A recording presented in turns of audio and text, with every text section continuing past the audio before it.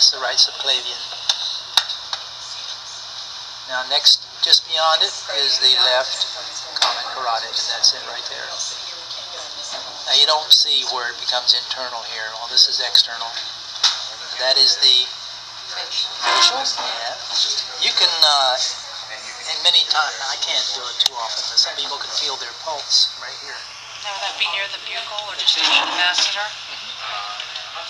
Masseter muscles right here. Okay, so it's near the buccal. And the buccinator is right under there. It's right over, but it goes right over the jaw. So, the veins on this model are the same on the veins. I mean, I know they're the same, but can you find the veins on this model on that model? Which one? Not too, a little bit. Not too much on the arm, more on the leg. There's some veins on the Are leg. you using that arm model? Yeah, I'll go over that with you too. Okay. But this one that goes up in front of your ear, your external meatus, auditory meatus, your external ear, that's the superficial temporal, and you can feel its pulse too. If you place your fingers right there, oh no pulse? Yeah, you're dead. No, you can feel it. It's superficial temporal, out branches across the skull. What's the, you don't see where it comes from, but what's the little one in the back of the skull? The occipital? Yeah, because the occipital bone is back there, so it makes sense. Another little vessel here that kind of eludes us a little bit. Oh, I didn't do the left subclavian, did I? Well, we can do that at the same time. You said the left subclavian, but you didn't talk about the vertebral artery. No, that's what I was going to do next. There's the left subclavian and the right subclavian. Both have a little vessel right there, and right there, called the vertebral artery. Do we have the skull with the arteries in the skull? Yeah, it's right there. If there's one not being used, give it to me. This is the same vessel I'm talking about right there, but it's beyond where it branches off from the subclavian. Lori? Sir. This vessel right here, you don't see where it goes, but it actually goes up through the transverse foramen of the cervicals. You're talking about the vertebral artery? Vertebral artery. Okay. That's it right there. If you look inside the skull, you'll see where it comes up through the foramen magnum. So it's just Going to the brain. medial to the common carotid? Yeah. Okay. But it's in the foramen of the vertebrae, the transverse foramen. I just showed you that to show you more completely where it's going. But you need to identify it here too. Right there. Now, as we won't use this arm. Why will I not use this arm over here? Because the bones are covering. We're not in what? We're not in What position? the supine. Anatomical. This is anatomical here, because everything is lined up. Here we've got the subclavian. Here we've got the axillary. Further down we've got the brachial. So if I were to have it about mid-arm here, it'd be the brachial. Of course it starts up in here, but I'd make sure it's about there. Up here is the axillary. As you go down to the elbow, this is still the brachial, by the way. It splits, forming the radial artery. That's the pulse one right here. Okay. And the ulnar on the pinky side. Now what you don't see well here, this palmar arch, there are actually two levels to the palmar arches. They're both fed by the same vessels. That's a clear example of an arterial anastomosis. The radial and the ulnar join to form those two arches, which then supply the fingers with blood. It's a redundant blood supply to the hand there. And the same thing occurs in the dorsus pedalis, right? Down here. The dorsal arch is the same. And the foot, similar, yeah.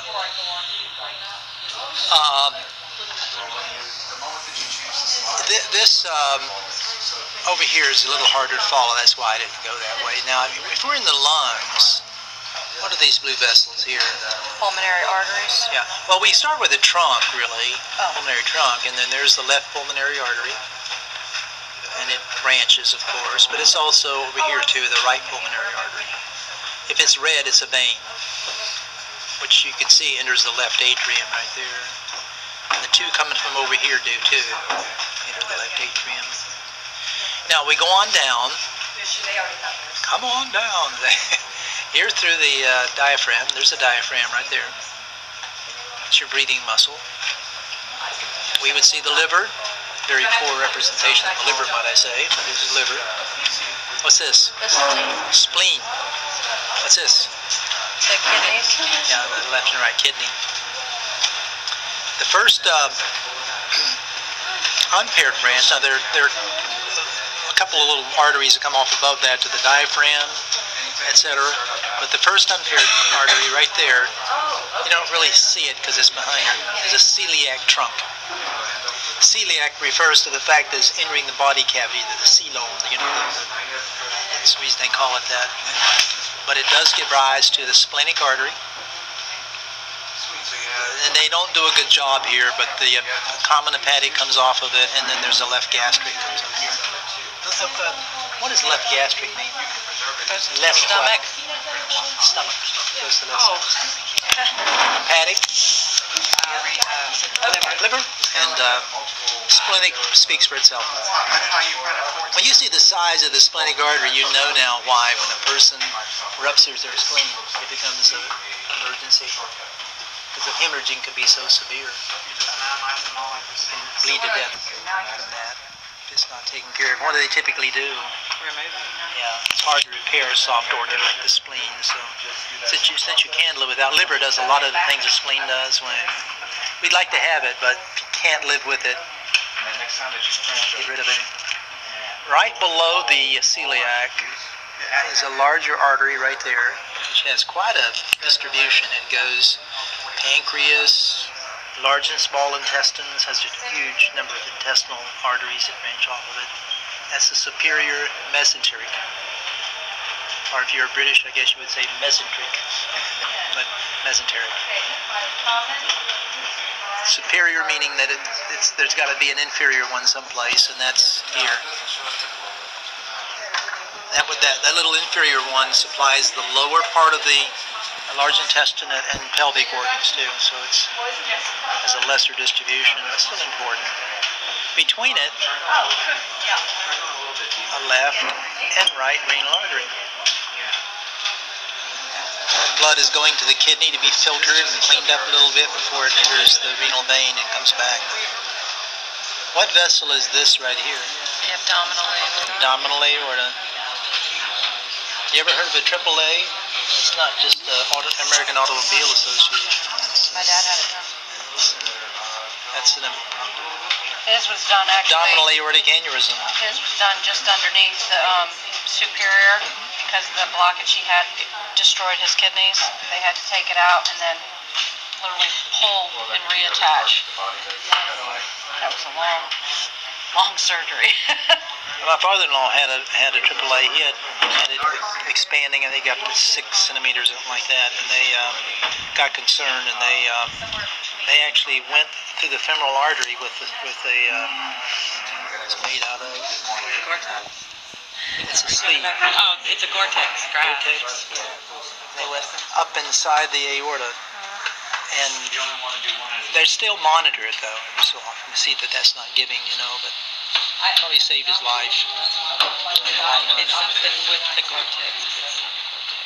And it's like the white, like a netting. And they anchor in there. And they can over time give a little bit, and that's what they're concerned about.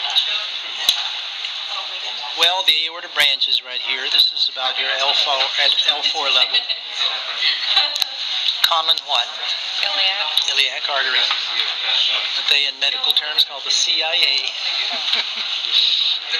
Here it branches, sending a little internal iliac into the pelvic area. And the larger external one is going to go down, down, down to the abdominal wall and become the femoral. Now this one doesn't have the testicular, the gonadal. Now the other one I had here before did, but somebody that does have it too. We can look at it over there. Are you going to be particular? If it's a model, it's gonadal. If it's on the atom picture, it's testicular. Not presently.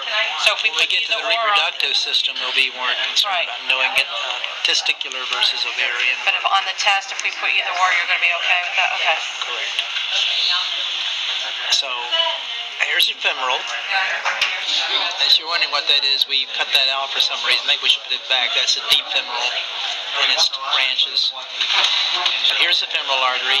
Go to the knee. Popliteal. 80 actually is popliteal artery. can see below the knee, it continues down the back side as the posterior tibial. But then a branch of the patellar heel goes forward and down the front, anterior tibial. I'm sorry. Yeah, peanut butter sandwich coming up, but anyway. What do you call this artery across the top of the foot? Ankle. Dorsalis pedalis. Dorsalis pedis or pedis, whichever way you prefer to say it. The top of the foot is what that means. It also extends down here. You don't see it, of course, but there's a dorsal arch in the foot too. Right here? Yeah.